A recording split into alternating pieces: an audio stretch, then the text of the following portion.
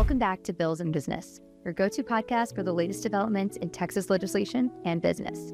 I'm Carr, co-founder of USLege, your host today, and I'm thrilled to welcome Representative Josey Garcia, the first woman active duty veteran to serve in the Texas House of Representatives, serving District 124 in West San Antonio. From her inspiring journey through foster care and military service to becoming a community advocate and state legislator, Rep. Garcia's story embodies resilience and leadership. In this episode, we'll dive into her very moving life story. How are you feeling about this coming session in general? You know, I like to stay very optimistic, right? Yes. You know, it's just such an honor to be able to come back to represent, you know, my district. I mean, Texans, right? For sure. And, you know, I had a lot of wonderful lessons last session. I was able to earn Freshman of the Year for the Democratic Caucus. And that was a big deal, you know, had a few laws that were signed by the governor. And so I think I made a wonderful impact as a freshman with a whole freshman team. And so that, if I can get through that part, I feel like this session is going to be just icing on the cake. I mean, of course, you know, maybe one of the most historic sessions we're looking at. So, I mean, you can definitely be a mentor to some of the newer folks because it was a lot you went through. Yeah, this last session, and a lot of people did. But for those who don't know much about you, can you just share a little bit about your background? And, you know, want to dive into your military experience today, and you're badass. I got to say, you're badass. So I want to hear about that. But then what drove you into politics? So yeah, first, love to hear more just about you and for those who don't know. I'm retired military. I retired out of the Air Force in Lackland Air Force Base, which is part of my district. So it's kind of written in the stars, if you will, you know, because things have just connected together. I would have never thought I'd be in the political realm ever. I ran for class clown in high school and won 2 years in a row. And that's about the extent of, you know, my election or campaigning experience in terms of for myself. But I'm a community activist and advocate at heart and have really learned a lot growing up. I went to schools in New York, Florida, North Carolina, Tennessee, Michigan, moved around a lot. My mother, she was a young mom and was a single mom. And so her and I would hitchhike from New York to Florida. And for those who may not know what hitchhiking is, it's where you stick your thumb out on the highway and wait for good-hearted strangers to pick you up and carry you on your journey. So imagine that as a 20, I think my mom was like 23, 24 years old. With me, I was about 4 years old because I remember vividly doing it with her. And, you know, lived a very nomadic life. I went to 14 different schools before I graduated and joined the military after graduation. It's very difficult to say what would make me join the military other than I was impacted at a young age by the foster care system, by juvenile justice. My mother did become addicted to various drugs and alcohol and things of that sort. You know, looking back now, it was difficult for me to understand, of course, when I became a mother and, you know, how my mother could choose those types of things over me. But now as an older, more mature woman, you know, I realized that my mother endured a lot of trauma in her life, you know, from, you know, generational trauma to, you know, every type of abuse a woman could probably endure. My mother has endured it. And she's passed. She passed away about, you know, 10, 12 years ago. Forgive me because the years go by so fast, but, and we weren't on speaking terms when she passed, unfortunately. So a lot of my insight now and a lot of my advocacy is based on my mother. Wow. And, you're giving me goosebumps. And it's humbling. It's very humbling because I was taught by my mom at a very young age to always stand up for people. You know, to stand up for who you are and to not be ashamed of who you are. I'm biracial. My father is a Black Puerto Rican. Okay. And I was born in the 70s during desegregation times in our country, during a time where being mixed race was not accepted. And my mother was put out of the house because I wasn't white. I had to use the restroom outside in an outhouse along with one of my cousins who was also biracial. We weren't allowed to use the restroom in our grandparents' home while our Caucasian cousins were allowed to. Where was this? This was in New York. Wow. Yes. And when people think New York is more than the city. It's more than the Bronx and the boroughs and Long Island. Where my family was from is upstate New York, Rochester area. Okay. And where my mother is from was about not even an hour from the Canadian border in Gloversville, Johnstown, New York. And it's a little bit more country, more laid back. Mountain people, if you will. My uncle is one of them, somebody who literally hunts for his food, for his clothes, built his house out of a log, out of trees that he cut down. Did he teach you some stuff? That's pretty cool. I wasn't very close to him. Yeah. I remembered him because my family would always sit around the fires and sing. And they all had such beautiful voices. And I remember I loved my Uncle Lee because he sounded like Elvis Presley. Oh, wow. And my grandmother was obsessed with Elvis. Everything Elvis she loved. And so, those there are some good memories that are sprinkled in, but a lot of trauma in my life. And so when it came down to my graduation and joining the military, I ended up in a place in Tennessee where, again, there were racial issues. I was one of the only others, meaning not white, not Black. And that was an issue for me. Even though being biracial, you would think that one or the other side would, embrace you and bring you in. And there were those differences and those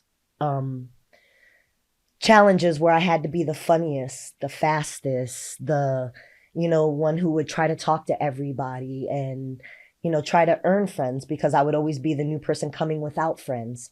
And I learned at a young age too that you make friends with everybody. And when it comes down to things like you being elected for class clown, you get the votes that you need from both sides to win, right? But I was also able to impact a lot of people's lives in Tennessee that I didn't realize until I got older. And that was because they hadn't been used to somebody like me who was of mixed race.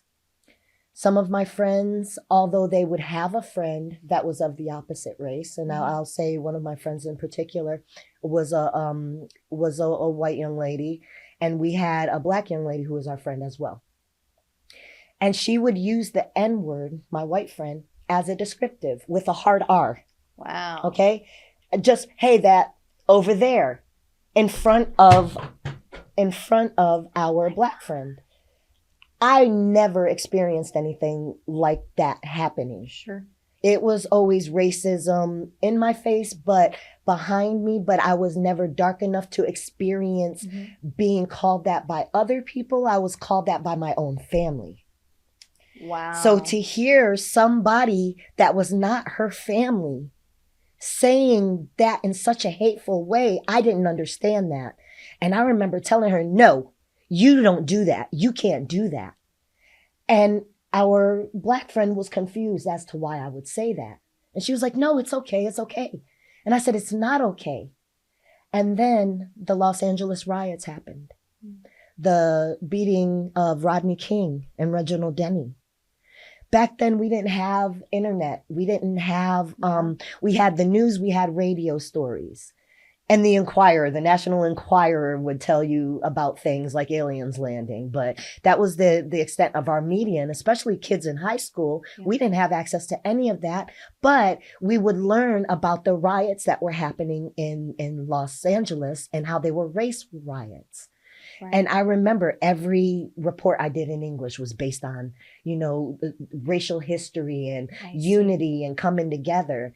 And I will say that a lot of my friends stood beside me and behind me, and we would lead mini marches through the school calling for unity. I love that. So this was in you early on. Early. It's always, it has always been a part of who I am, because I had always been told that I wasn't good enough. Always. Seeking justice for the issues. Exactly. Were you in high school in Tennessee, or Yes. is that okay? Yes. So I got there at the end of 8th grade, 9th grade, like the end of 8th grade. And so into like 90, 91 season. Okay. So I left New York before 8th grade was over. Yeah. Due to issues that I had there, unfortunately, you know, when you're a little girl who grows up in the streets, and there was a point in time where I did live homeless in the streets with my mother. How old were you then? I was about 7, 8 years old. Oh, wow. And that also went hand in hand to my first incarceration. I was 7 years old, I say 7, 8 years old because I know the time frame. Okay. I don't know the exact dates. Do you want to share what happened? But yeah, I was minding my own business. I was at a park playing, minding my own business one day, and I didn't realize that that was something bad. Police officers came up to me, asked me why I was in the park, and obviously I was playing. And I found myself being detained, and I was literally taken to a jail cell because I was truant. I was skipping school. Oh my God. Well, when they found out who my mother was, that opened a whole nother ball of wax, because my mother was in the streets very significantly, and she was very well known in the streets. My mother was 5'1", maybe 80 pounds, blonde hair, blue-eyed, and she definitely stuck out like a sore thumb in the community we lived in because of her stature. The fact that she had me with her, everybody knew who she was. And she was very funny and entertaining. She was such a wonderful personality. Yeah. And very likable. So she always had friends and people always knew her. Well, when law enforcement knew her, they knew that my place was to be detained in this jail cell. And that's exactly what it was. It was cinder block walls. There was the little metal bed with the thin pad. We were locked in. So this was not juvenile detention. This was juvenile, yes, meaning all the children were there. But it was literally like a jail. How long were you there for? I can't remember time frame, but I do remember it was a lot longer than it was supposed to. If I had to tell you, I would say a year. Oh my God. Because the stipulations to me being released was my mother had to test clean. And unfortunately, she refused to test.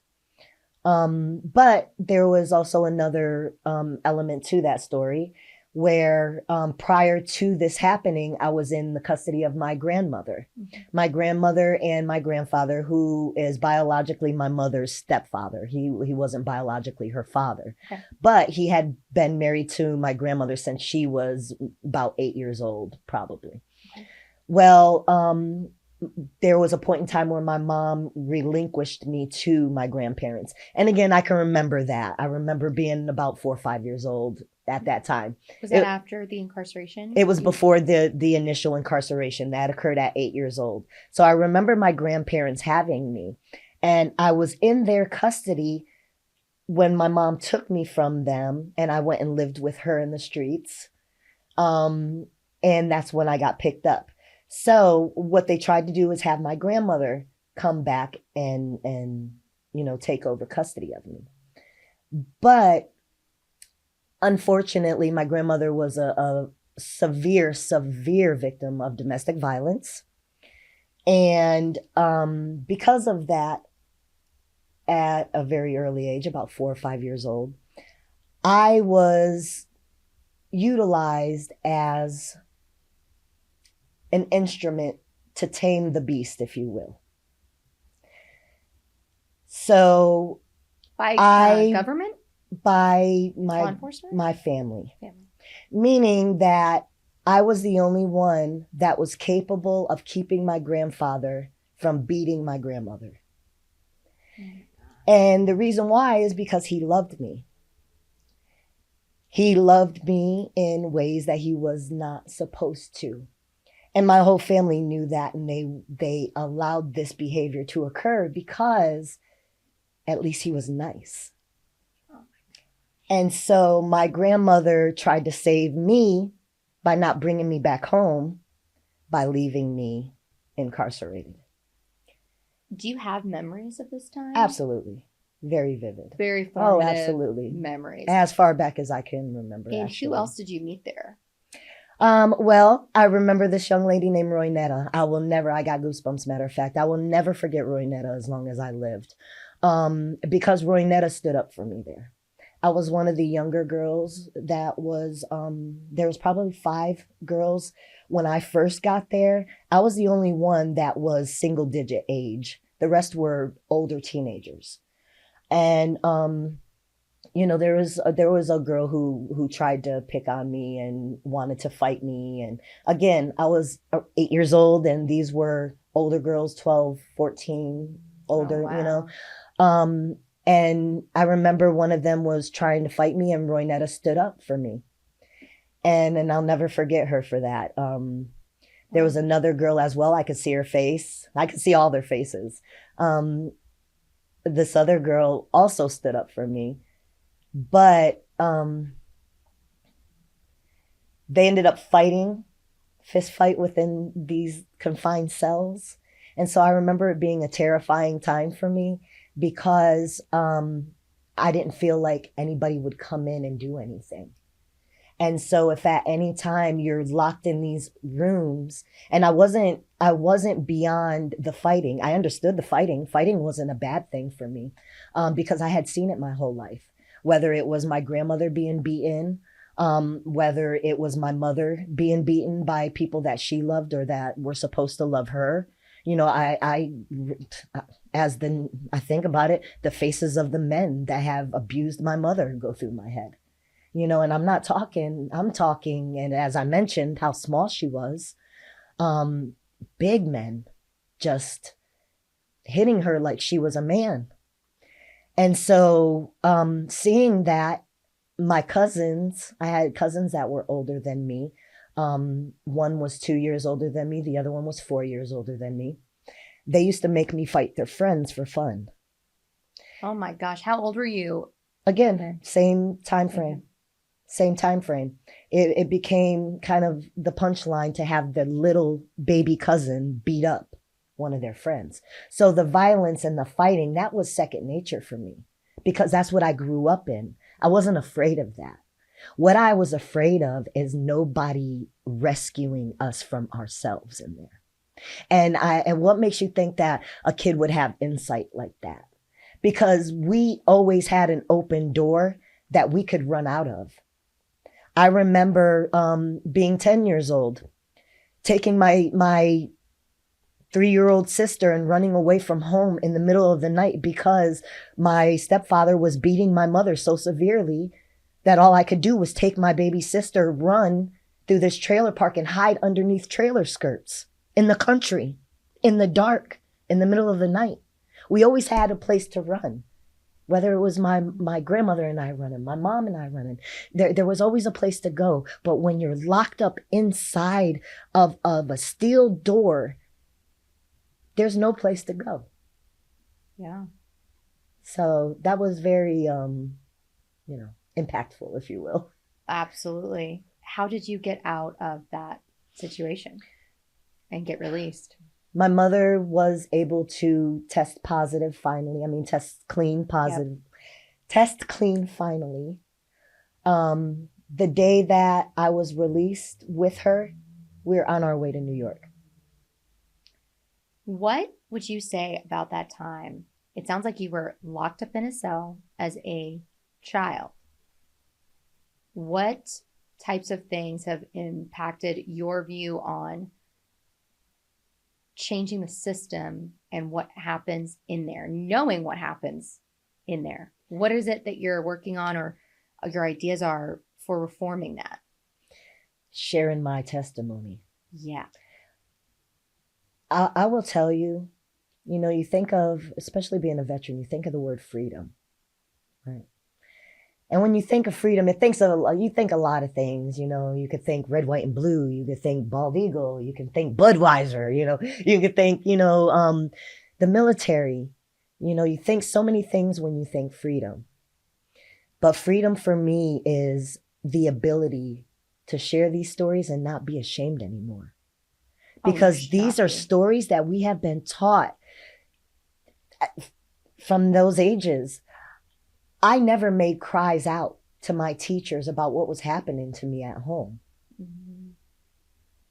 I never made cries out at church about what was happening to me at home. Why not? Because I didn't think it was bad. I didn't think it was wrong. I thought that was okay. When did that change for you?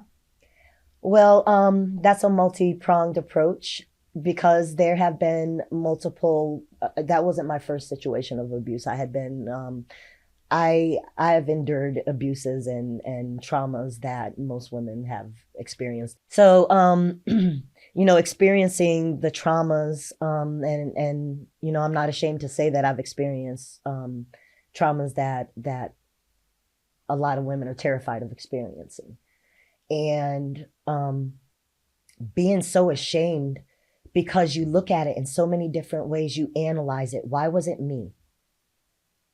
Why did I deserve this? Did I deserve this? No. I did make one cry out. Okay. That cry out was to my mother. And looking back, she asked me one day, we weren't in Florida, we lived in North Carolina at this time. It was after I had gotten out of that juvenile incarceration situation. We were now in North Carolina, where she was with her new husband, her current husband, and my baby sister. Okay. And one day she just asked me, she said, and my mom called me Joe.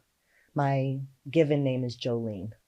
I don't know why Beyonce wanted to start a beef with me, but but there's a lot of trauma attached to Jolene. That's why I'm known as Josey. But Josey is actually a nickname that my grandmother gave me. She used to call me Nosy Josey. So, but you liked it. And but I'll tell you the story on how that happened. Yeah. But anyways, my mom used to call me Joe. Everybody called me Joe, and I remember her saying, "Joe, come here. I want to talk to you." And my mom was very open. She's a Gemini, very open, honest about things that would make me cringe. Too. I was like, I didn't want you telling me stuff that you tell me, but she would. Yeah. And she asked me one time, she said, "Has Grandpa touched you?" Not has anybody. She asked him specifically. And I remember looking at her, being afraid to tell her yes, because I didn't want to be in trouble, but knowing that I could still tell my mom. And so I told her, yeah, but I was thinking no big deal, yeah. And she started crying. And back then, our form of communication was writing letters. Okay. We didn't have a phone. Yeah. Phones weren't available, of course, but we were very low income, very poor, and we didn't have phones. And I remember my mom sitting down and writing this letter. And my stepfather, he was there with her. And I remember her reading the letter, and it was basically telling my grandmother everything that I had told her. Oh, wow. She sent that letter, and my aunt sent a letter back blaming me. Oh my God. Saying that it was my fault because I was the favorite grandchild. It was my fault because when I was instructed to sit on his lap, I would. It was my fault because when he would pick me up and take me to the candy store and then abuse me, I would go. Now, as I mentioned, this began as far back as I can remember, being 4 years old. I also remember him being caught multiple times. And being told that my aunt wrote in that letter, hearing my mom read that letter with her sister blaming me when she had a young daughter that was 2 years younger than me or a year younger than me. that let me know that it was my fault. When did you realize that it wasn't your fault and that you realized the right and wrong, which you clearly do? So sitting here now, you were obviously a child. So what changed when you realized that it was bad, and then knowing the moral compass there? I'm proud to say that I never had to be put in a situation to where I was in front of him again. That's great. I did see him again later in life. But it also was one of the reasons why at 19, I got custody of my 3-year-old brother. Wow. Because my mother moved back to Florida. She had a baby when I was 16. It's my baby brother. And she was taking him to stay over at grandma's. And I remember over my dead body. Mm-hmm. And at 19 years old, I was stationed in Panama with the Army, just a couple of years after Operation Just Cause in the 90s. And I hired a lawyer in Florida while I was stationed in Panama, got custody of my brother, and him and I flew to Germany, where I was stationed from Panama. He's 30 now. Wow. He's That's probably amazing. older than 30. I don't know So what year it is. what drew you to the military? As a kid, again, we didn't have internet and all that good stuff. I was an avid reader. I would read the Encyclopedia Britannicas, which is like books, the internet in book form. Yeah, like Wikipedia. Before, kind of. And so I would read those stories and just really loved everything about the patriotism of fighting for your country. I remember a TV show in the 80s called Tour of Duty. My grandmother would watch that all the time, and it was based on the Vietnam War. Vietnam had been fresh over in the 70s when I was born. And so, well, 60s, but, it was recent history. So it was something that people talked about a lot. My mother was a biker woman as well. And a lot of her biker friends were Vietnam veterans. Okay. And I would hear some stories sometimes from them. And I always just wanted to be a part of something great. And I thought it was so cool. And my senior year of high school, well, actually, it was when I was 16. I wasn't a senior. I was in 10th grade when the recruiters had come to school. We had to take the ASVAB, but I really wasn't interested in the military because I was big into softball and cheerleading. I taught myself how to tumble, so I wasn't like the pretty cute cheerleader. I was the one that was sweating, dancing hard, and doing flips, and all of that. More of the athletic side of it, and I didn't think that there was any future for me. In Tennessee, I lived with an aunt because I got in trouble in New York, and ended up, my aunt took custody of me. And that's how I ended up in Tennessee. Okay. Well, this was the very same aunt that blamed me for my abuse. Oh my God. She was a severe alcoholic and mother of one. She was married, had a daughter, my cousin, who's a year younger than me. Unfortunately, she passed when I was running for office. And when you go from being a street kid, being able to walk and do everything, to being in Tennessee, that's on the Mississippi border, where literally our town had a red light and that was it, a stoplight, one, wow. and stop signs, 4-way stops. We had one Piggly Wiggly, which was a little tiny grocery store. Yeah. There was a diner. We had to drive like 45 minutes to an hour to get to a mall. So there was nowhere for me to go. I had no way to walk anywhere. And so that caused me to dive into sports more. And so that's why I joined the military, was because I knew I didn't have family support. My aunt reminded me all the time how I wasn't enough, She would compare me to my cousin all the time. Like I I remember my senior year, I made the United States All-Star Cheerleading Squad, UCA. Wow. We went and cheered for the Queen of England. My town got together and raised the money for me to go. And I remember being so excited and running back and telling my aunt. And as dismissive as she was, like it was nothing.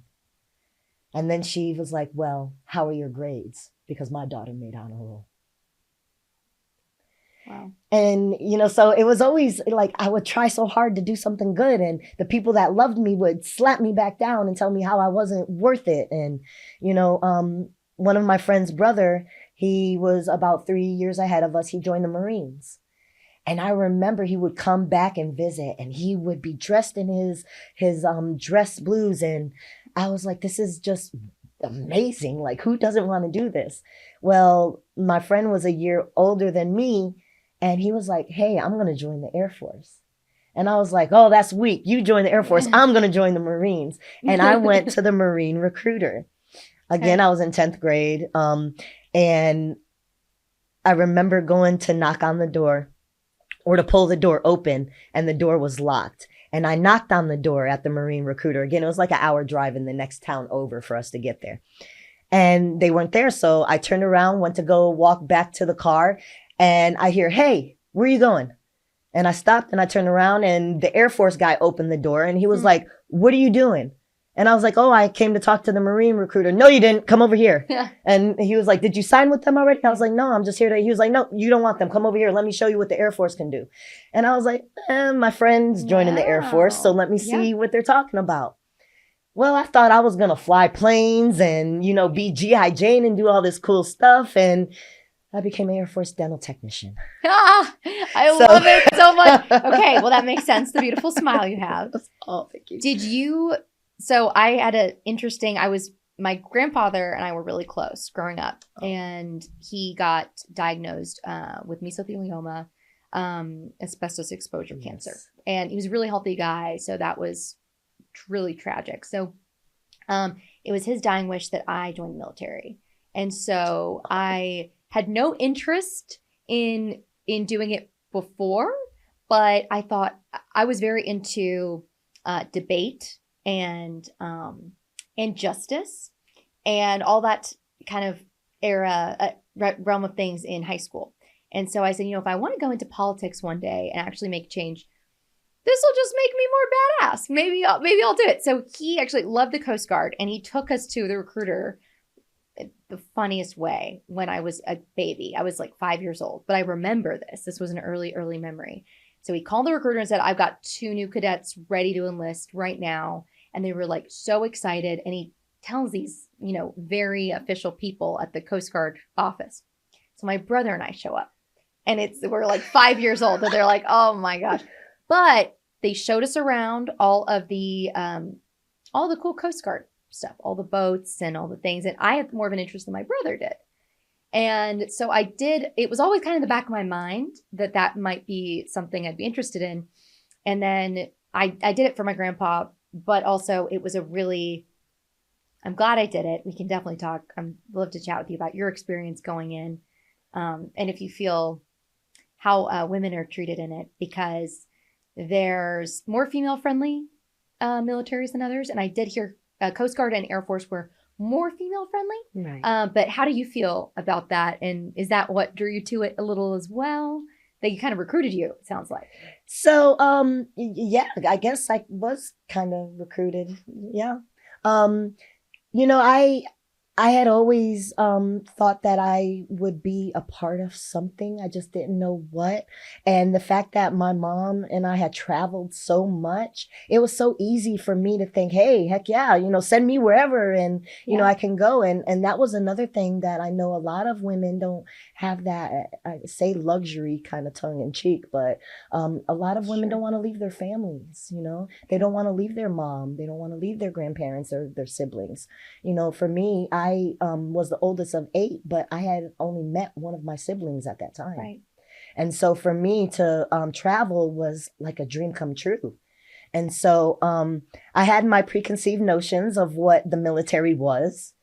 And even joining the military and the first day in basic training, I was selected out of about 40 women to be the leader of my flight, to be the dorm chief. Wow. I was the youngest in my flight. Wow. And chosen as the leader because I was a loudmouth out there saying, Okay. sir, yes, sir, sir. They was like, you don't say that here. This ain't the Army. But I was like so forward with, doing everything, right and being to the best that I could that, it kind of made me stand out. And I was chosen for that leadership position. But it was hard. It was my first dose, not my first dose because you experience things in high school, of course, with mean girls and things like that. Sure. But because I was always kind of class clown and, more of a tougher girl, I didn't really experience a lot of mean girl behavior towards me. Okay. I was more of sticking up for other people that would experience those types of things because unfortunately, and I'm not proud to say that when I was that age, I would just as soon bop you in your beak than then argue with you and let you say bad stuff to me. And I've grown a lot since then, thank God. But yeah, I where were we saying? I'm sorry. So you were saying that, I want to know your first, this was, month. Okay. So, about, yes. So that was a crash course into a woman in leadership and how they are treated. Because I went from, having friends to everybody hated me. Interesting. Because you were chosen? Because I was chosen as the leader. And again, I was the youngest. Like there were girls in there whose dad was a colonel, who, went to ROTC, who had 2 years of college, who, had all these accolades, who came in with stripes. I came in with nothing. It's what you call a slick sleeve. Like natural I was ability, an E1 slick sleeve. And there were girls in there who were leaving basic with E3. And so when you have those types of dynamics, where it is a hierarchy and a rank structure, and you take somebody who doesn't have that rank and experience and you put them in charge because you see their leadership as being capable, it put a target on me. And another thing that was a feat that I was able to do that wasn't typical, especially of women, was I maintained that position the entire basic training. Wow. Which recycling is something that's common where you lose your position and they send you back a couple weeks or back a week or two. Wow. And so, but it was bittersweet, because I didn't get to go off from basic to my next base with these wonderful friendships and people to, go with me. I went with, people being mad at me because I was in a leadership position. So that kind of kept me from volunteering. And I didn't volunteer, I was voluntold, but that kind of had me leery of, fighting for leadership positions, because I was like, why would I want this? I have to do the same thing as everybody else does and then some. But the experience as far as being a woman, I will say I experienced sexual harassment in basic training from my, they're called technical instructors in the Air Force. Most people are used to drill sergeants. So think of it as a drill sergeant for the Air Force is a technical instructor. And lo and behold, a couple years later, that instructor was court-martialed for sexual abuse of trainees. So they do get, justice does get served a lot of the time, but 2 years? Well, I wouldn't say a lot of the time. And that kind of leads me to now where, we advocate pretty hard for military sexual trauma. A lot of our legislation is, based on trauma that community feels. I like to call my legislation community-based legislation. And when people come to me with an issue like military sexual trauma, and again, I'm the first woman veteran to serve in the Texas House of Representatives, the first perspective of what sexual trauma in the military is. Okay. Wow. Because, and not to take anything away from our male colleagues, there are male veterans in the House, like Ray Lopez, who's my delegation mate, Phil Cortez as well, both my delegation mates. But, it's always treated as it doesn't happen to men, and either you're a part of it or you're not. It's something that people historically don't talk about, or, oh, you can't take a joke. Oh, we can't give you a compliment. It's the culture that is built up around leadership, rank, Retribution, getting retribution. And I will sit here today and let you know that as somebody who has been outspoken in my career, you know, I could have very easily, I'm telling you stories about my career, and you would think that I went on, served my 20 years, and I got out at the highest rate possible, E9. That did not happen for me. Yes, I did serve 2 decades, but I did not make E9. Well, there's many reasons. And some of that is you call an ugly baby an ugly baby, and you speak out against injustice, against abuses of authority. And now your performance reports, there's words that they put inside of your performance reports that dictates your worth and value. And I'm sitting here and telling you that my worth and value was diminished because I didn't sell cookies at the hospital for a fundraiser. Now, but what I did do was work past duty hours every day. What I did do as a single parent to 4 children, because at that time I did have my brother. More children as well, right? Well, I gave birth to my own children. I had a set of special needs children, special needs twins, who during my service, I was reminded of what a issue they were for me to have in the military. Because anytime I had to take them to doctor's appointments, I'd get in trouble. Anytime I had to take them to therapy, amazing. I would get in trouble. Those are things that would get marked down on my performance reports. But you would have people that would violate laws, that would abuse people, and you would watch them get promoted. I saw it. So I did officer training for a year, and it was in a random school in Alabama, the Marion Military Institute.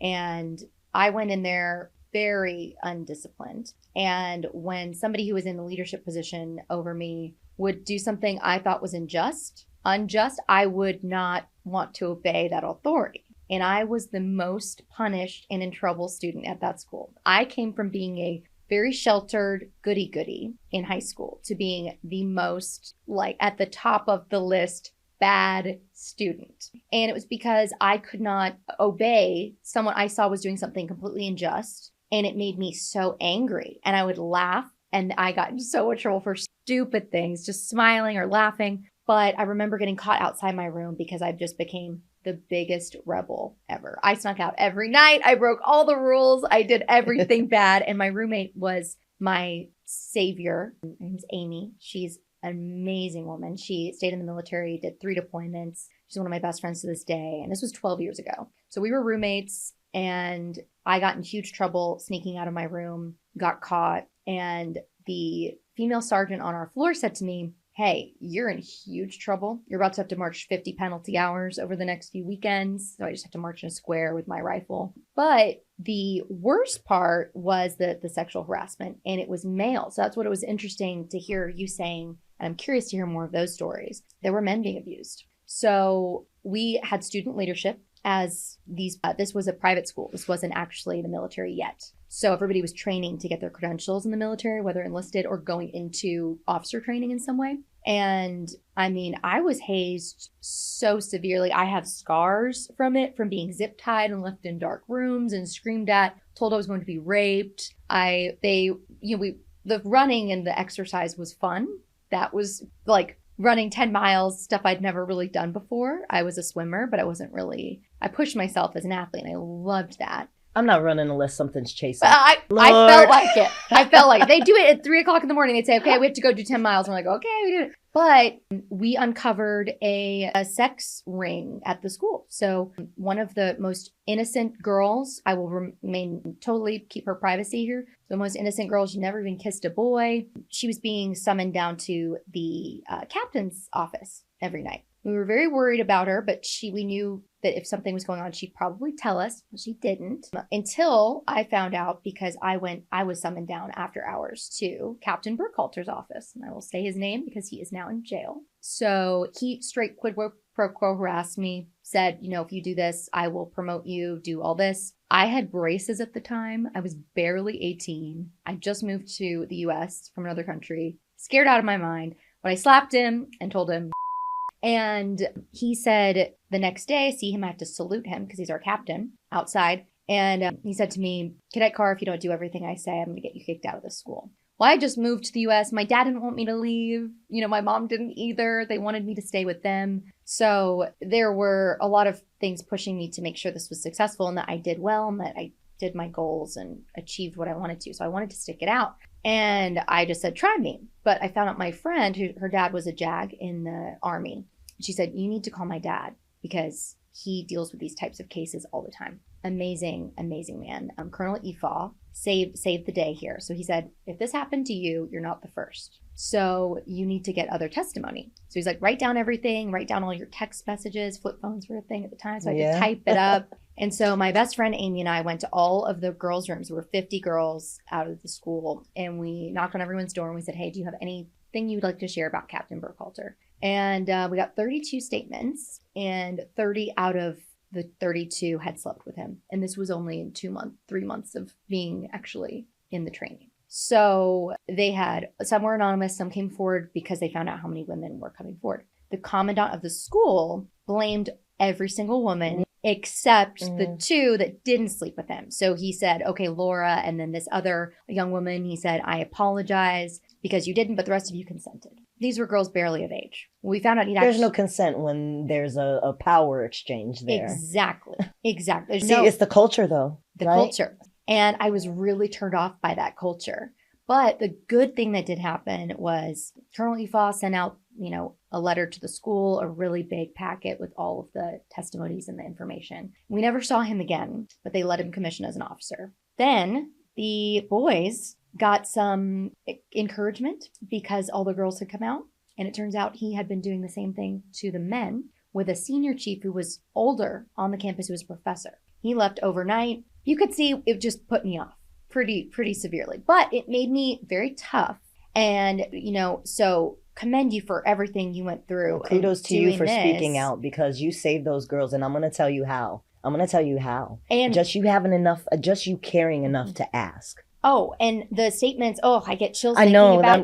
I have hundreds of pages of these documents still to this day. And so to wrap it up, they let him commission. I then said, I do not want to be part of this anymore. I'm going to go study political science. I'm going to go get my degree elsewhere. And I went to the most American school I could find, which was the University of Alabama, to get that experience. But I loved it so much. And 2 years into that experience, I get a call from someone in the Army. And they said, is this Laura Carr? And I said, yes. And they said, we have some questions about someone. And I said, I think I already know what this is about. And I met him at a library. And I gave him all the statements and said, I know this is about Captain Burkhalter, right? And they said, yep, this is about him. And they couldn't tell me anything at the time, but they really appreciated me giving the documents. And found out he was dishonorably discharged, but then he went and worked in a school. And so only, years go by, I'm living in DC, and it was in 2020, I get a call from someone at the military school who went there at the time and said he's going to jail for life.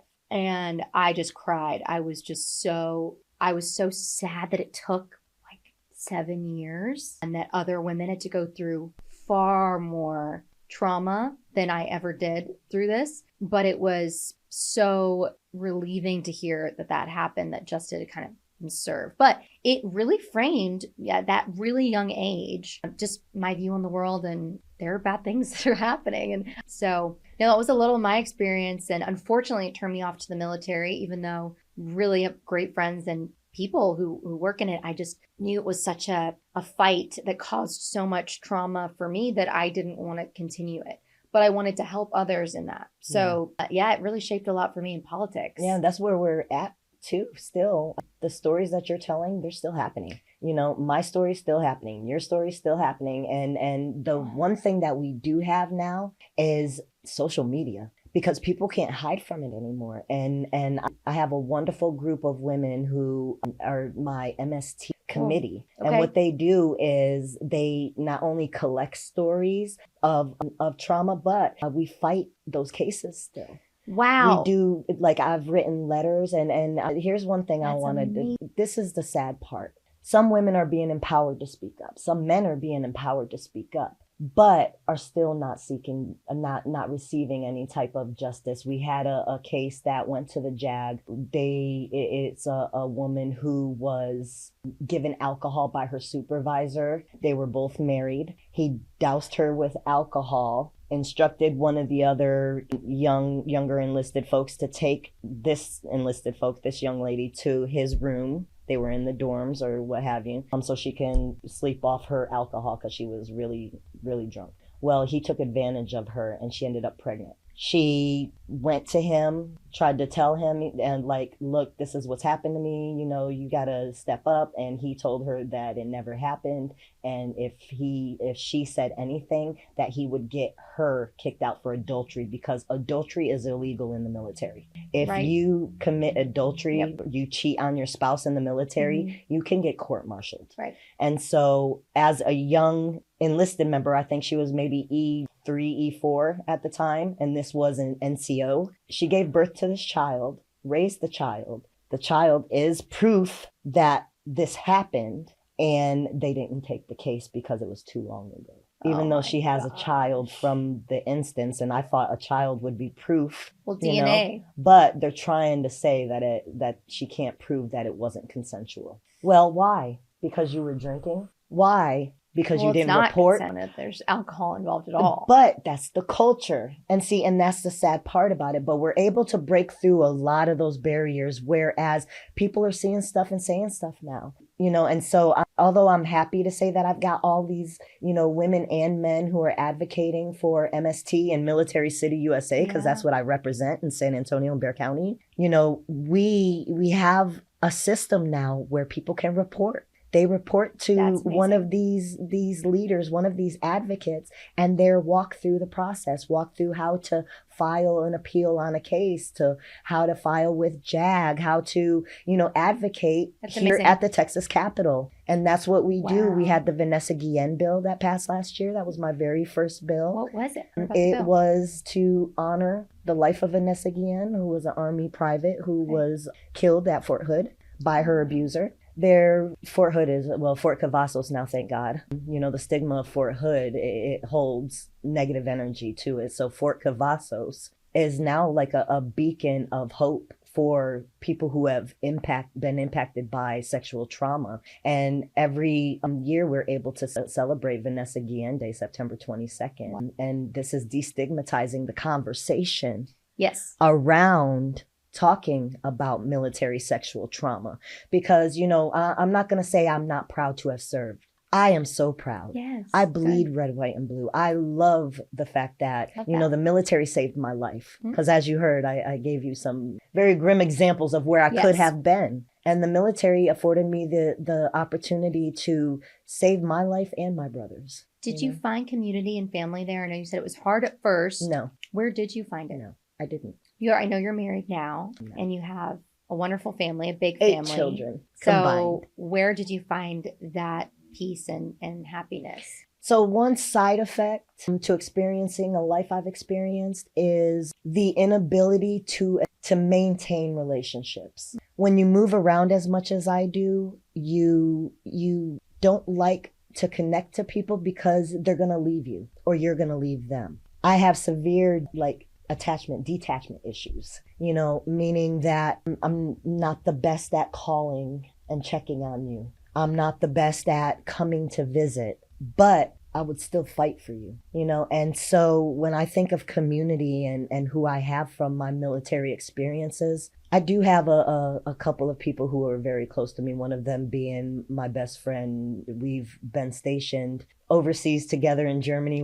We're stationed in tech school in Wichita Falls together. We're stationed here in San Antonio together. Tanya, she was somebody who always understood me. She always got me, which I wasn't somebody that was easy for people to get along with, because I was very assertive of myself. I was very protective of myself. But once you could crack through that shell, I was the most fun and happy and just exciting person. And she gave me that opportunity to love me at a time where I didn't feel worthy of love from a friend, having a friend that loved me. So she's one of those people where, I've seen her once in the last 10 years, 15 years. We don't talk every day. We talk, but I know she's going to call me every New Year's Eve. That's what I have. And also I went back and got my sister. Because as I mentioned, my sister was taken from me when she was 4 years old. Her father, who was extremely abusive, forced my mother, a la gun to the face, to give up my sister. He comes from a very prominent family in another state, a family that is ingrained in the judiciary, a family that's ingrained in legal journals, a family that is a part of the beginning of the major metropolitan city. Wow. A name that is so recognizable that all of our children read about one of their relatives in the books. I'm not going to say it just because, but you see what my mom was up against. She's a little poor woman who was so damaged. She gave up my sister. I didn't see my sister again until my sister was 14 years old. Wow. I didn't see her again from that point because I was military and I was able to go visit her at her home. She grew up into a beautiful young lady who ended up married and had a baby who was biracial. My stepfather disowned her for having a biracial child. When I found out that that happened, I brought my sister to Texas to live with me. And my sister is still with me. How cool. She is 7 years younger than me, but she's the unsung hero behind the scenes of everything that I do. And that's because we've raised our kids together. She would get my uniforms ready for me so I could go to work on base. She would make sure the kids had food when I had to work 2 to 3 jobs just to put food on the table for us because, believe it or not, as an NCO in the military, we qualify for WIC and food stamps. And so I would have to work 2 to 3 jobs to make sure that I could afford a house and a roof over my children's and my brother's and my nephew and my sister's head. She's why I'm able to be a full-time legislator now. She was my first investor on my political campaign. She's somebody that is so different from me. And I'm sharing this with you because I don't celebrate my sister enough. She is my younger sister. I still hold severe animosity against her for eating the nose and toes off of my Barbies when she was little. And it's been hard for me to get past. So there's still a little chip on my shoulder being the bigger sister. But she has been an just unwaverable supporter of mine. No matter how crazy the idea is, she's like, oh my gosh, if we have to, but okay, I'll go, but I don't want to, but okay, let's do it. She's very polar opposite of me. I've got dark hair. She's got light hair. I've got dark eyes. She's got blue eyes. She's taller. I'm shorter. I'm older. She's very well mannered. She's a debutante. She's, she knows where her forks and place settings go. I eat with my hands. She doesn't say bad words. I curse like a sailor sometimes. She's my biggest cheerleader. And I couldn't be more proud to have her support because I know I couldn't do what I do without her. She doesn't like to be a part of the political stuff, but she takes care of our babies, and that means the world to me. Her and my husband, Ramon, he's a Purple Heart veteran. He's my hero. You'll never hear him say anything other than he absolutely loved his job. He loves his country. He loves Texas. He loves our family. He supports me being a type A powerful woman. I picture us as 2 wolves, right? Because we're both alpha powerhouses in our own right, but he supports anything and everything I want to do. And for those who don't know a lot about me, and for those who do, my right-hand man is Pharaoh Clark, my chief of staff, my partner in crime. He was my brother in advocacy. That's a whole nother story. But us 3, we are like the trinity of power because we are able to do and to come as far as we have in such a short period of time. I went from just being a no-named activist who just wanted to be a part of bringing water and food to people during COVID and the power outage.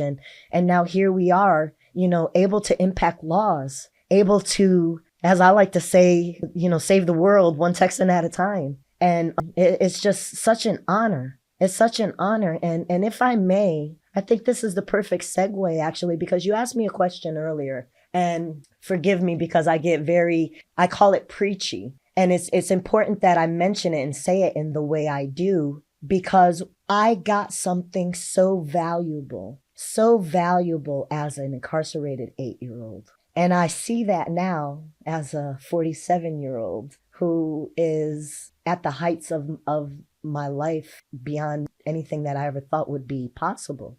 But I remember being in the cell. And as I mentioned to you, it's literally cell block. The walls were painted. I feel like they were white, but it could have been like that really ugly hospital blue, like white bluish color. There were cinder block walls that had a little piece of wood wedged between it, so it would make like a desk. right? You could pull a chair up there. Sure. We didn't have a chair, but you could pull a chair up there and, read, write, do whatever, because we still had to go to school and do things. Well, they provided us with a little New Testament Bible. I was familiar with the Bible because I went to Sunday school. Yeah. My grandmother would send me to Sunday school because she would always say, I need to get you out of my hair. So the Sunday school bus is coming, you're getting on it. It wasn't because we were religious. My grandmother and my mom, they grew up Lutheran in upstate New York, and my grandfather was Catholic. So I was aware of religion. I went to a Baptist school, Emmanuel Baptist Church in Fort Pierce, Florida. I'll never forget it. I got baptized multiple times because I wanted my hair out the window, because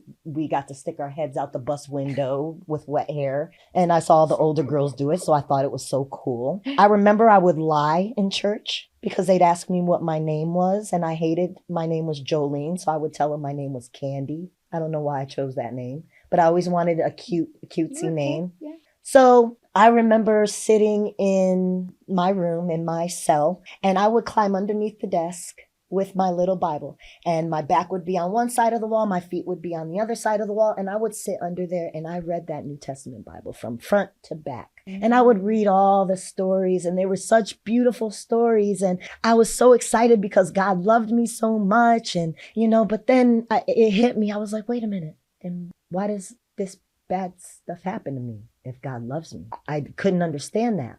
And I remember I ended up going to church with a friend who was Methodist. And I went, and they had a Bible too. It wasn't the same Bible, but I remember going through it, and I see similar stories. I see similar verses, similar chapters, but it was different. But then I would see again, oh, the Lord gives you the strength to get through. And I would hear the sermons, and they tell you, the Lord doesn't give you more than you can handle. You are a vessel for the Lord. And I would think, He chose me. He chose me to be abused. He chose me to watch my mother get beaten within inches of her life. He chose me to live in the streets. He chose me to sleep in a chicken coop when it's freaking 5 inches of snow outside. He chose me for this suffering. If He chose me for that, I don't want Him. What kind of God does that to a little girl? What kind of God does all this stuff that we see on TV? I was mad at God, so mad at God, that I thought maybe I'm not talking to the right God. I became Buddhist. Interesting. Because I was like, okay, well, maybe that's the God I need to serve. Oh. That wasn't it.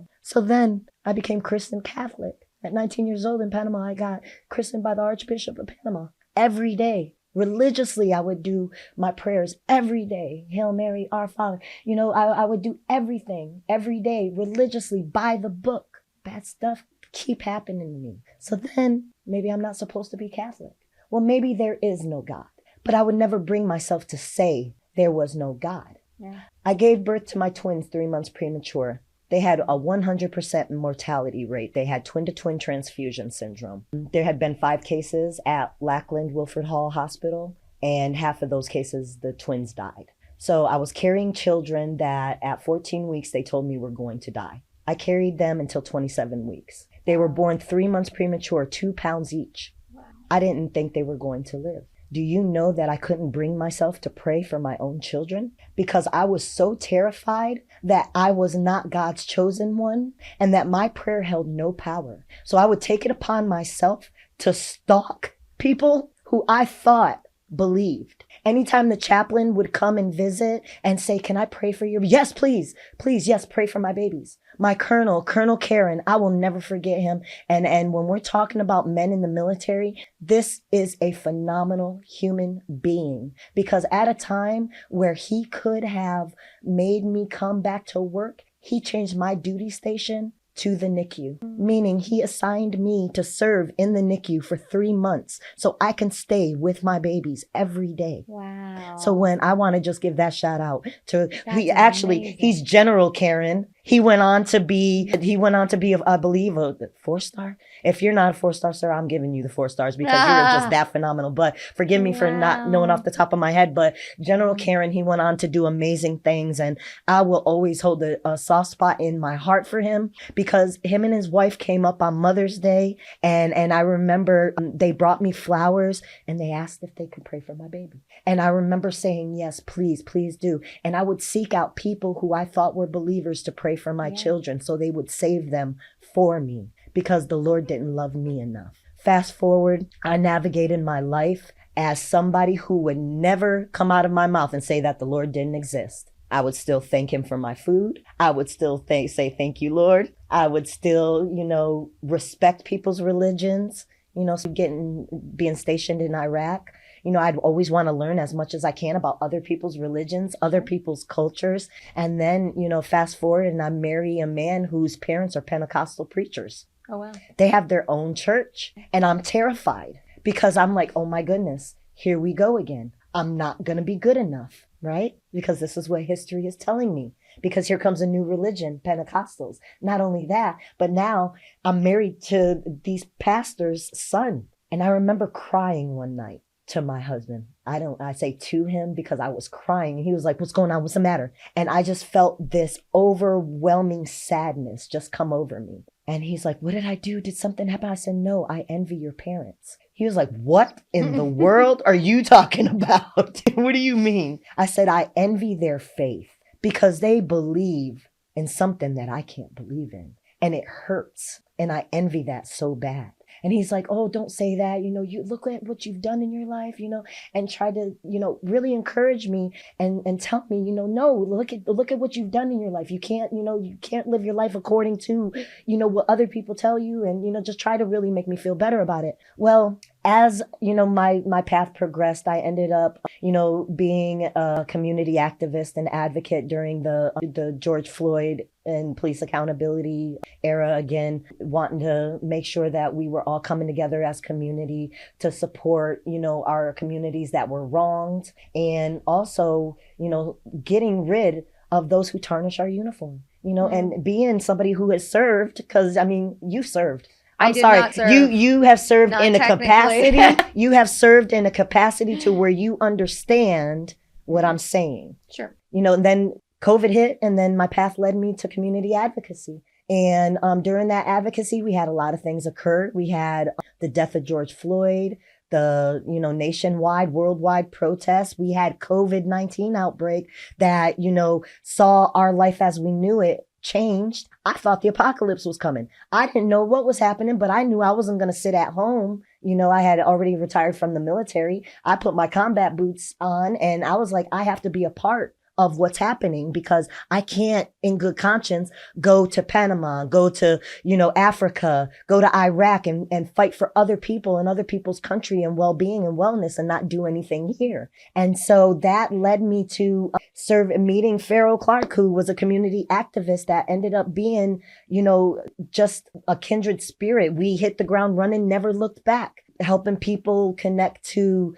jobs, connect to food, connect to things that they need to survive. It wasn't until, and I'm not afraid to say, it wasn't until 2 years ago when I got elected, when everything kind of just started making sense, and until I started advocating unapologetically and sharing my trauma on that House floor, did I ever finally have the ability to understand what the Lord was about and understanding what the Bible was about and understanding the messages of the Lord doesn't give you more than you can handle, because my perception was the Lord is doing this to me, when now my perception is the Lord has honored me with a gift of being able to understand people and their traumas a way that other representatives in that House would never. You have such an empathy, and I can see it in everything that you do. And I love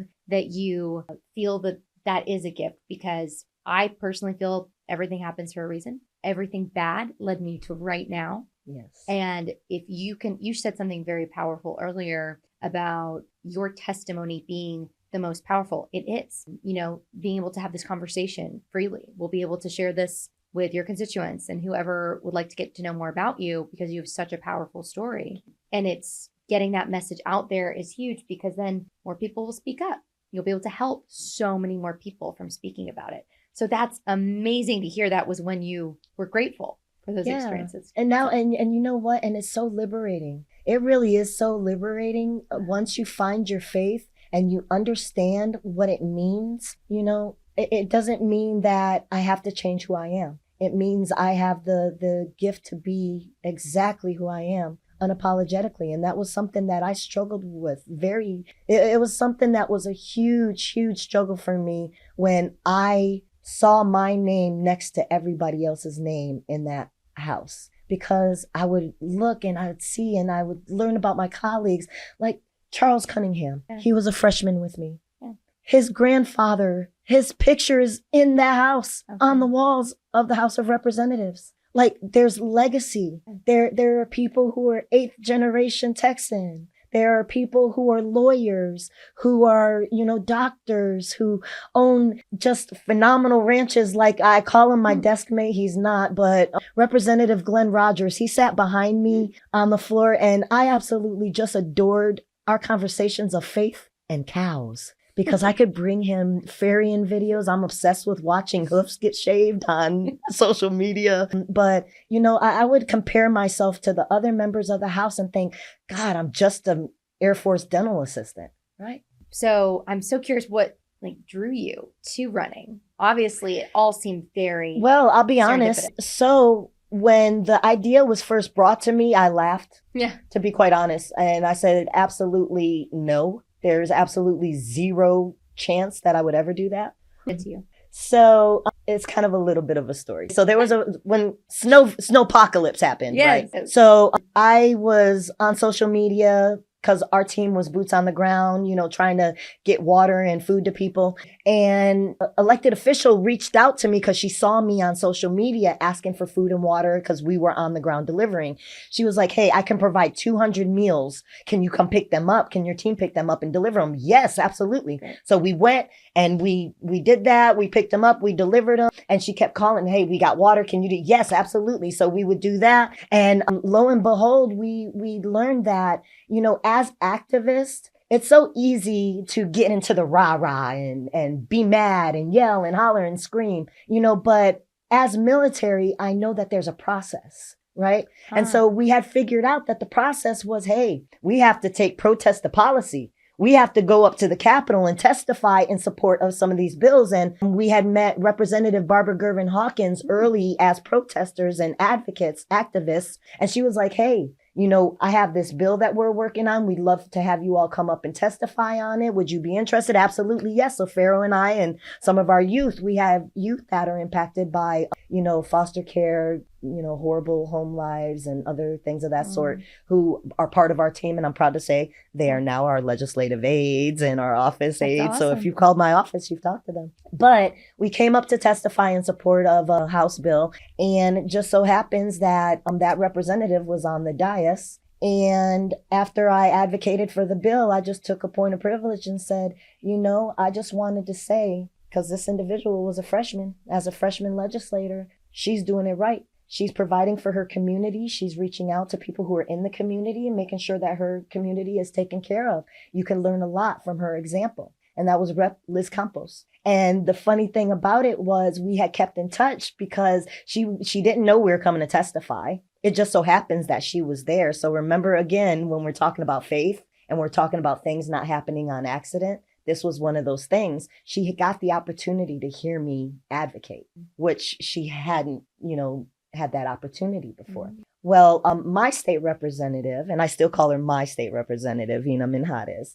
she decided that she was going to seek a different office and the seat was open. And so I got a call one day from Rep. Campos and she was like, Josey, hey, how are you doing? And I was like, hey, how are you? I'm expecting a collaboration of some sort. She was like, I wanted to talk to you about something. And I was like, yeah, what's that? She was like, would you ever think of running for state rep? And I started laughing. And I said, absolutely not. Yeah. I'll be there for you. Because our mission, Pharaoh and I and our team, our mission was accountability. That's what we're known for in San Antonio. Accountability is who we are. And we were keeping our electeds accountable to the people. Right. And by doing that, we became known. And she was like, we need a voice like yours. And I was like, no, absolutely not. We're accountability. We're here to back you up, and be support of the community. And so she was like, well, I really like if you think about it, and I was like, I don't know about that.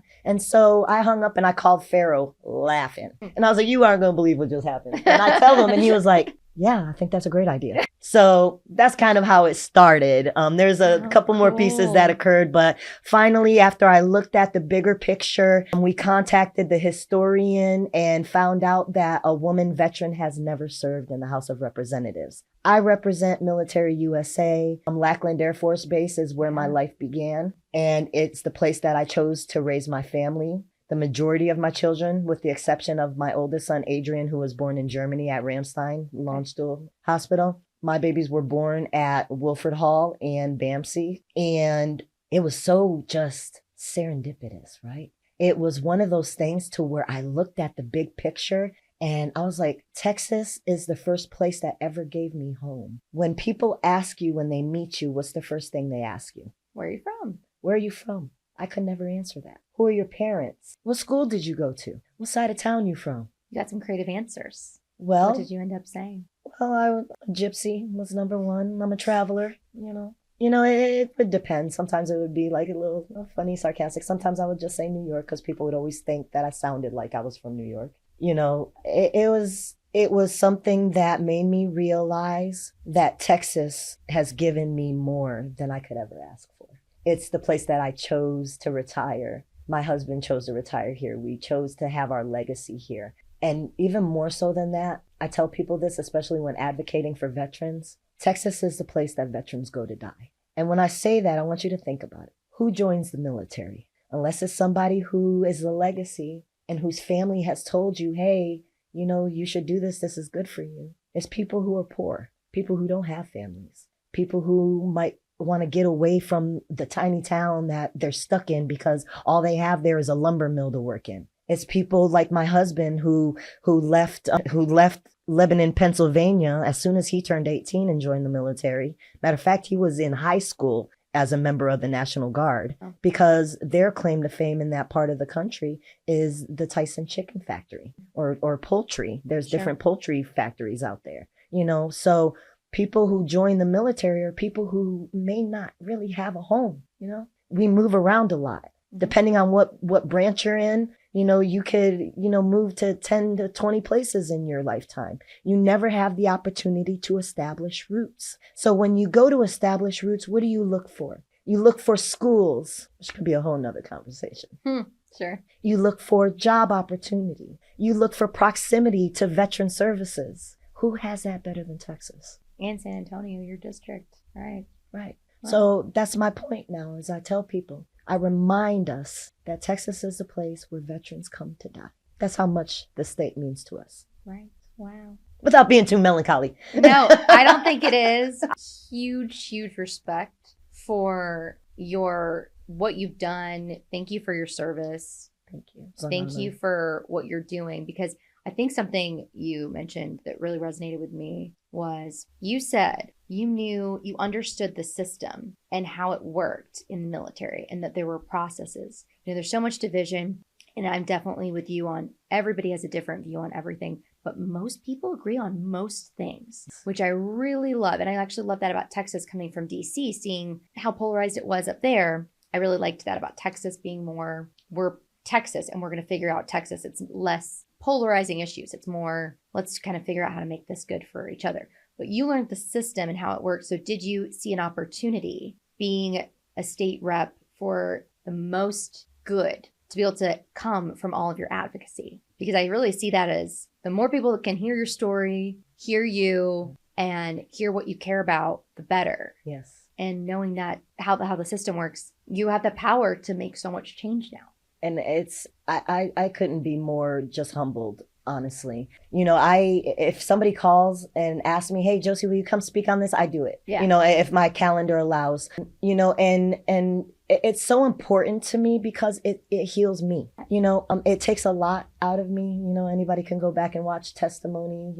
I speak with my heart. You'll never see me talk with notes, hardly ever. It's because I can't see. Number one, I won't be able to see the notes anyway. We don't need to put these away. I won't be able to see notes anyways. But but you'll see that, I speak from the heart on the heart of the issues, because my job is to be the voice of the people that are understood, misunderstood, misrepresented, not represented, and to put a face to the issue. And I couldn't be more proud than to, case in point, there was a bill last session that was slated to fail. It was slated not to pass, and it was to provide bags to children in foster care. Duffel bags, a backpack, a canvas bag instead of a garbage bag. A lot of kids are given garbage bags, and that's demeaning. And this, you look at it for face value and you say, who wouldn't want to give a kid a backpack, right? Especially a kid in foster care. I mean, you could go to AliExpress or whatever and buy a whole pallet of backpacks for $1. I'm being facetious here, but when I was hearing that there was fiscally conservative reason why. I was going to say, what was the fiscal note on it? Because I was a staffer, I noticed. I couldn't tell you what the note was, but there was a note, and the note was enough to where some of our more fiscally conservative members had a hard time with it. And so it was due to fail. It was not my bill. And I was like, you know what? I want to share on this bill. And I went up and I shared my story of when I was a trash bag kid. My trash bag had 2 changes of clothes in it. A full-size trash bag. Now picture that. Picture leaving incarceration at 8 years old. Okay, I'm going to paint that picture for you real quick. I was sprung from incarceration by my mother. She was able to pass a drug test. She pulled me out. Immediately, we hit the road to New York. So there's a kidnapping that happened there. Because as you know, you don't get released. So we took off head to New York to where I was going to meet my father for the first time in my life. My mother took me and I met him, never saw him, didn't know what to expect. And I literally had a black trash bag.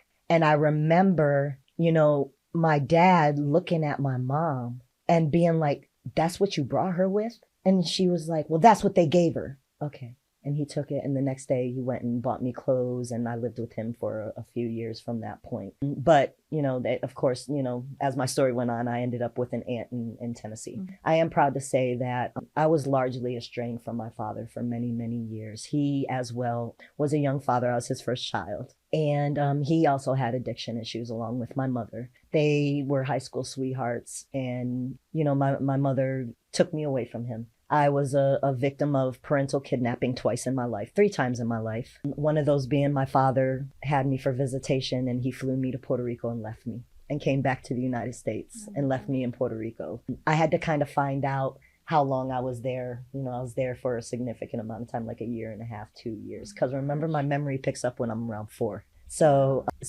I'm proud to say that my dad was here with me on my swearing in for my first session. I was able to bring him here. He got to spend that time with me. And that meant so much to me because I've held a lot of resentment to my dad over the years because everything that I went through in my life was in my mother's custody or under my mother's family's watch or, family or people that would just take me in. And I resented my father for that because he took care of my brothers. He was there for all of my brothers from the day they were born. Now, their kids got to grow up with abuelo. Their kids got to grow up with him. I didn't get any of that. My kids didn't get any of that. And so I held a lot of anger and resentment towards him for that. And, I'm happy to say that I don't feel that way about him anymore. And equally held that type of resentment towards my mother.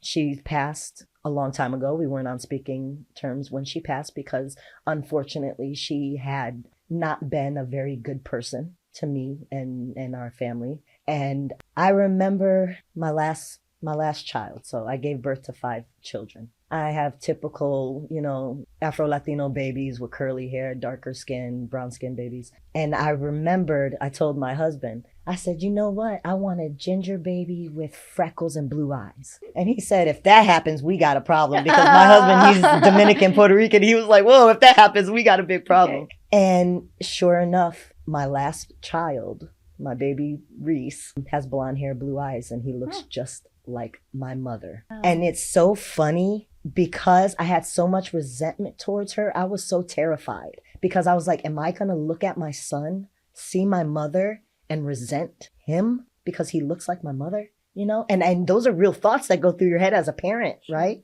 And I remember feeling just so much peace. And I was in the bathroom one day, like getting ready to go somewhere, and I heard my mother's voice. And she said to me, she was like, how you like that, you little bitch? Now you got to see my face through the rest of your life. Oh, no.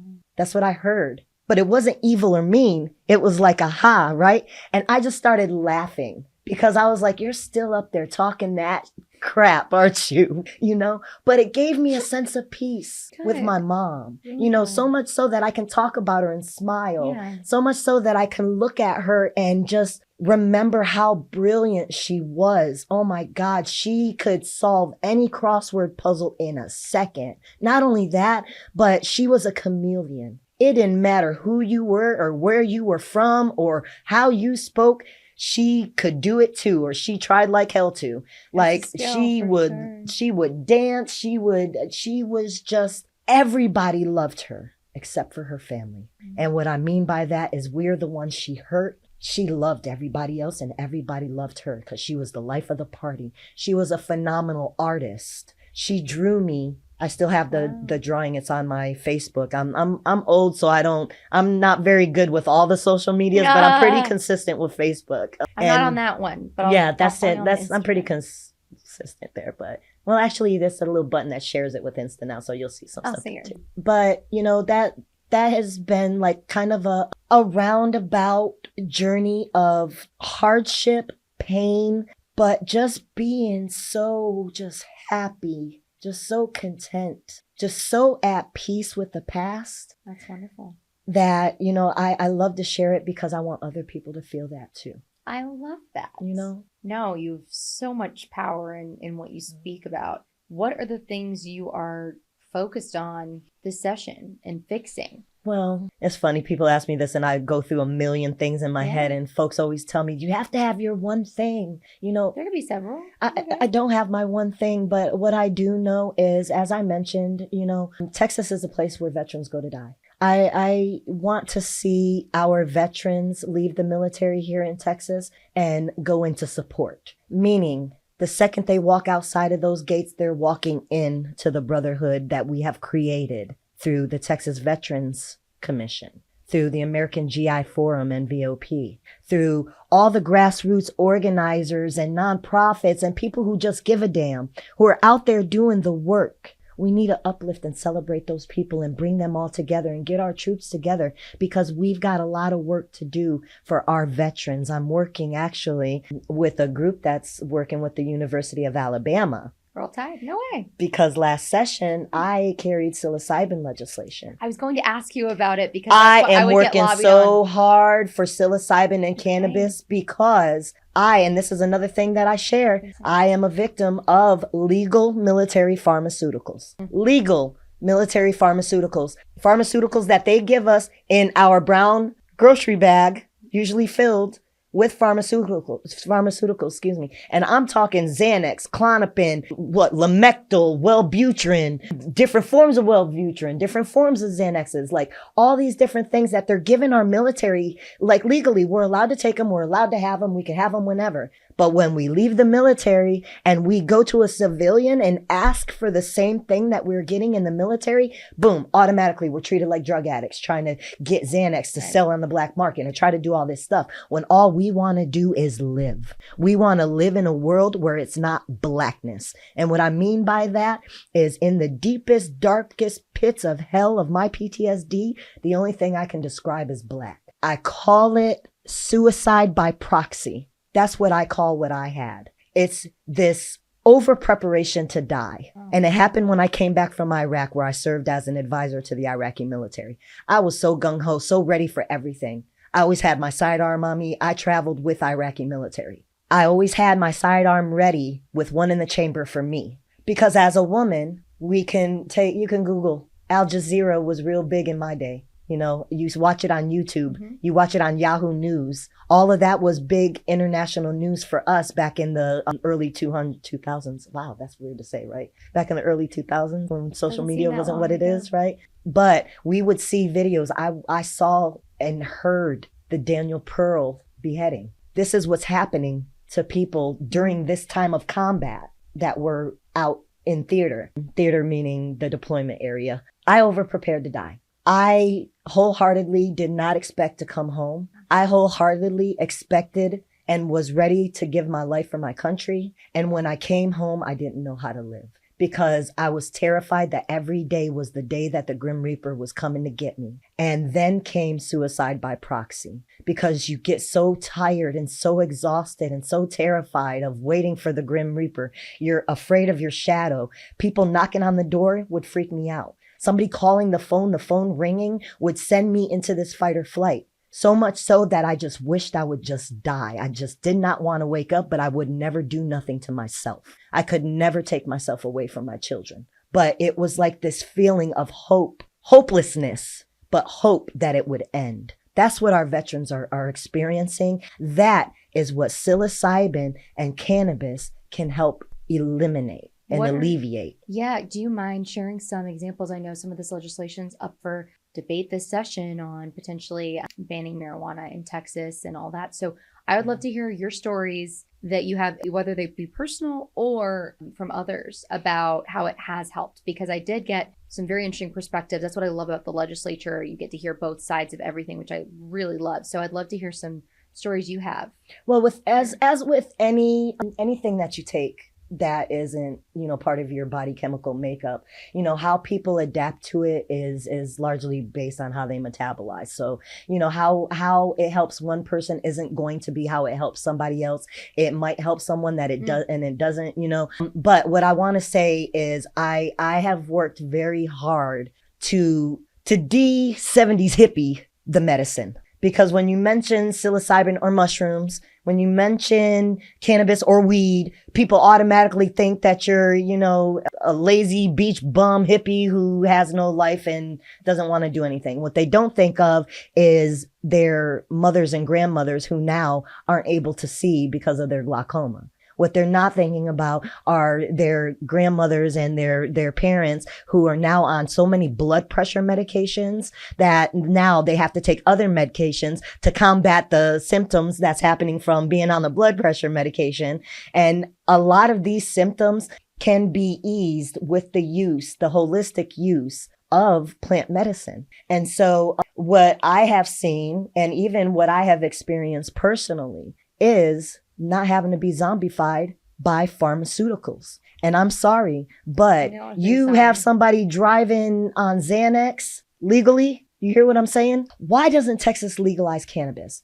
I am a full-fledged, unapologetic advocate for full usage because, number one, I grew up to parents who were severely addicted, and I wish they were addicted to weed. I know. What's the worst thing? You know what I'm saying? When there's needles involved, that's drugs. Yeah. I'm sorry, but the good Lord Jesus Christ himself made this for us to heal our ailments. Yep. And you just can't victimize a population that is already being victimized. And what I mean by that is if my grandmother gets pulled over and she has, weed in the car with her for her glaucoma, she's going to be victimized in multiple ways. Number one, she loses her medicine. Number two, she's now incarcerated, maybe never had a ticket in her life, and now she's incarcerated. Number three, she lives on Social Security, by the way. She can't afford to bail out.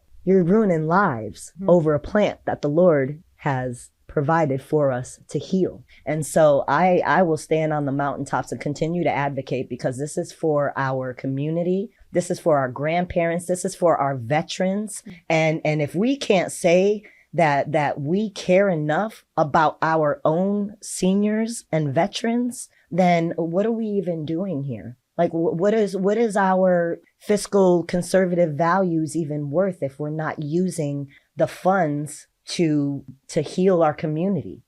So I'm going to continue fighting for this legislation. The beautiful thing about it is that it's not a partisan bill. I mean, it's not a partisan issue at all. What the support's looking like, both sides. Yeah, I'm telling you, the support from last session, we had support from Senator Tan Parker, from former Governor Rick Perry, from Rep. Dan Crenshaw, all veterans. I you know, saw Dan Crenshaw's out there. Yeah. And that is so instrumental, because if anybody can really bring forward issues that are bipartisan, nonpartisan, is veterans. Absolutely. And so that's a beautiful part of it, you know, to have wonderful Republican support. And even in my own delegation, I've been having some wonderful conversations with Rep. Lujan. Rep. Lujan is, we share a lot of passions from the foster care industry, as I call it, because that's another thing. We're going to be working on children that are aging out of foster care, children in being taken away from their families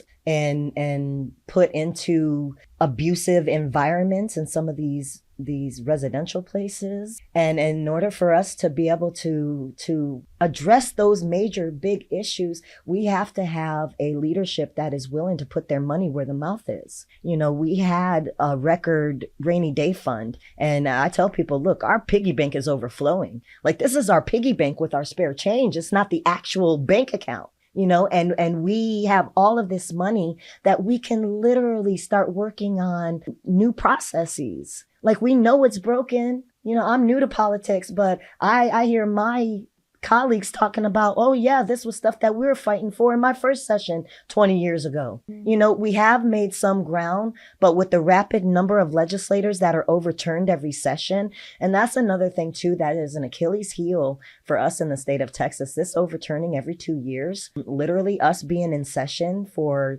140 days. Like, there is minimal capability of having any type of follow through on these bills. I was talking about that earlier with Andy, is what you think about the biannual legislature, and that we're one of only 4 states that does this. I think it's a disservice to Texans. I really honestly do. I mean, not to mention, that we have to travel here, and our $500 a month salary, is phenomenal. I'm grateful for that, but it's not about the money for me.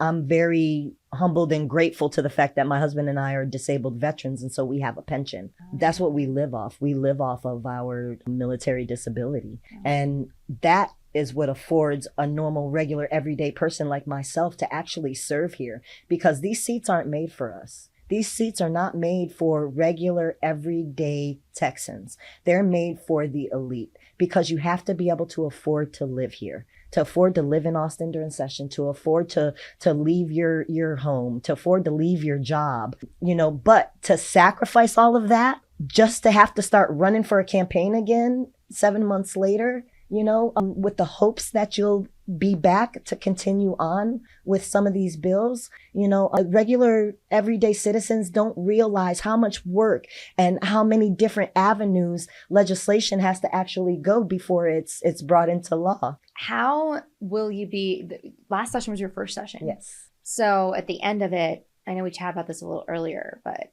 how did you feel at the end of last session? How are you going to prepare for this session? I like to be very descriptive. It was like drinking a sardine milkshake with bones in it. I love to say that because it gives you a real taste in the mouth, if you know what I mean. Yeah. It was very hard and difficult to watch people's personalities interfere with legislation. It was very difficult to hear some of the hateful rhetoric. You think that everybody loves kids, right? Yeah. You think that everybody will do everything they can to protect kids. You think that everybody would do everything that they can to make sure that, that elderly folks aren't freezing to death, that they have food, you especially when your opposition is the party that holds themselves in such spiritually high esteem. As somebody who is newly fallen into the security of my faith, I have never been more disappointed in hearing such hateful,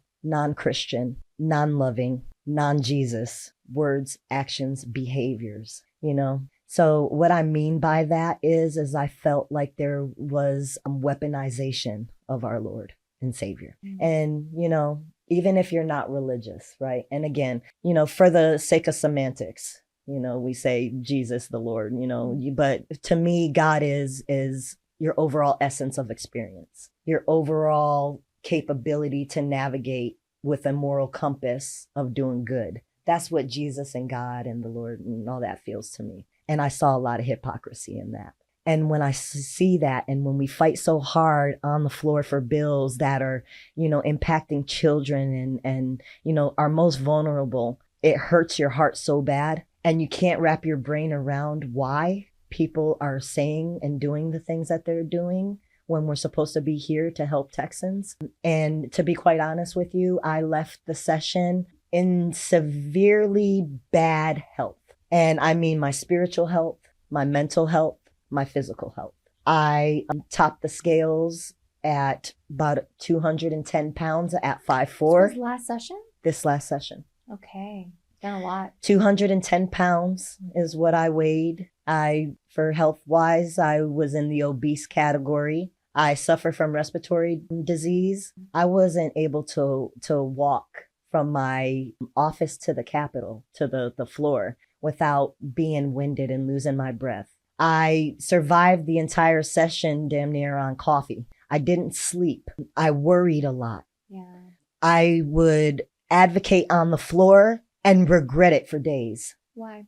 Because you still live in shame, So when you share your stories, your personal stories about what you've been through, I mean, let's face the facts. It's political ammunition, being an imperfect person and being openly imperfect. I have a lot of sleepless nights because every time I do have those, times where I go to churches and I give ministry, I go to graduations and I give, words of, encouragement. I do speeches. I do all these things. And there's not one time where I don't have to take time to myself when I'm done to physically come down off the passion, the emotion, the trauma, feeling it. But it's not just feeling it. I feel what other people are feeling. And I feel so strange telling people this. And, and since I'm so unapologetically me, I share it, and I know people will look at me kind of like I'm crazy or what have you, but I laugh at it and say, laugh at me, laugh with my pain. But I feel people's energies and I can feel, their pain. And to feel other people's pain is a burden that is very heavy, but I would do it a million times over again. And so when that happens, I get nauseous. I'll get migraines, and that would happen to me so much that I had to finally take my health back into my own hands and really get serious about my mental health and my physical health. Because along with my PTSD comes my fear of mortality,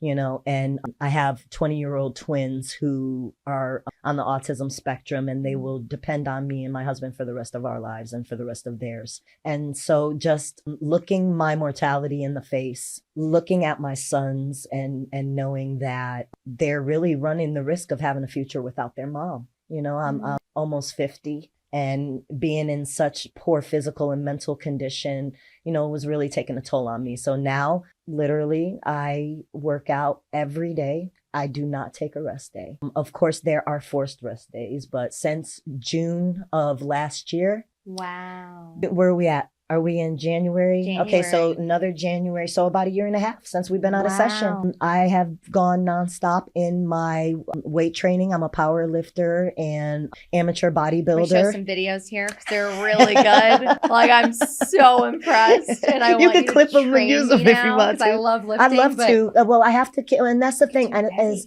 coming into this session, a lot of people are stressing about where are we going to live. I'm stressing about where are we going to live and where's the gym? Because, I go to Fitness Connection, which it's one of the cheaper gyms, but they have everything. One thing I love about Fitness Connection, and this is a shameful plug, I guess, or a shameless plug, whatever. They have equipment for all types of backgrounds of weightlifting. I used to compete in CrossFit. I wasn't one of those huge games athletes, but, we would do competitions and stuff in CrossFit. And so you have your functional fitness, and then you have your commercial fitness, and then you have your calisthenic fitness. And I have a background in all of that, especially being military. I was a personal trainer for our troops in the military. And my methods of training is a little bit different from a lot of trainers. What is it? Because you were telling me that earlier. And now I'm dying to know because I'm up for a challenge. I love lifting and working out and pushing myself. and doing Doesn't it feel good to different be the things. strongest girl in the room? That's why I love it's it. fun. It feels good to be the strongest girl. I mean, the strongest person in the room sometimes. I definitely am not right now, Yeah. but tell me how different it is. So one thing that I've realized, so I'm somebody, you know, in the military, we have to maintain our fitness. We have to maintain our waist. And that's something hard as, you know, an Afro-Latina, like, you know, we have curves. We have, you know, our waists aren't necessarily, you know, measurable the way that some waists are. And the military really used to do, they're doing better now, but they used to do a disservice on how they would measure us as women, you know, and if you were a woman who had, you know, full voluptuous style body, then, you know, 9 times out of 10, you had problems and you were running risks of getting kicked out of the military if you fail your P test, you know? So you would have us go through very unhealthy methods. I remember a point in time eating nothing but ramen noodles dry, just plain ramen, because it fills your stomach and you don't eat. Now, these are bad things. Do not do these. These are bad. But there's all these unhealthy methods that people will go through, like Ozempic. People are using Ozempic. And now I do want to disclaim that. Ozempic has been a wonderful tool, life-saving tool for those who are suffering so severely from their medical conditions, you know, so I don't want to take that away. But what we are seeing is a boutique use of Ozempic.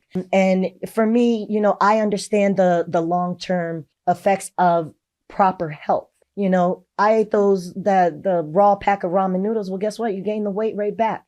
And people don't understand that not eating doesn't make you lose weight. It makes you gain weight because there's no nutritional value. Your hair falls out, your teeth, your nails, your lashes, all of that. All the fad diets, they don't work. I've been vegan. I've been vegetarian. I've done keto. When I was vegan and vegetarian, I found that if I couldn't find a vegan option, I just wouldn't eat. Oh.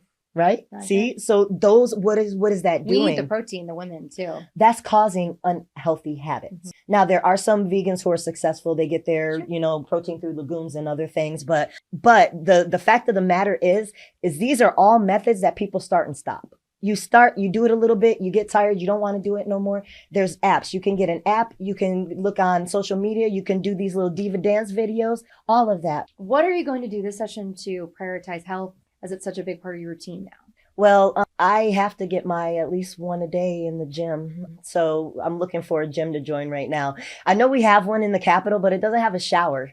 So I'm not going to. So gross to me. Yeah, There's that's no shower so in the gross. Capitol. I know, that's horrible. Maybe we can get that put in the budget. Oh my gosh, I would love that. That might be my budget piece. Maybe I'll ask for that. But then it probably will never happen. But anyway, I'm looking for a gym that's in close proximity to the Capitol. I have every intention of still getting my workouts in every day. We have a little fitness caucus type thing that. You do? Yeah, it's a little group of people that we're getting together. There's actually somebody that I met. I forget who it is off the top of my head, but they were like, well, if you're serious, we'll get a location for us to host like hot yoga and that's cool. All types of different fitness events. We want to have like regular. I know in the House Democratic Caucus, we're going to have like regular weekly type of events, like fitness events. Usually I'll usually go to the gym before work. So depending on what time we got to be at the House floor, probably every 6 or 7 o'clock in the morning, I'll be at the gym. If you ever want to come to 7 a.m. Pilates, I do. You know, I've never tried Pilates.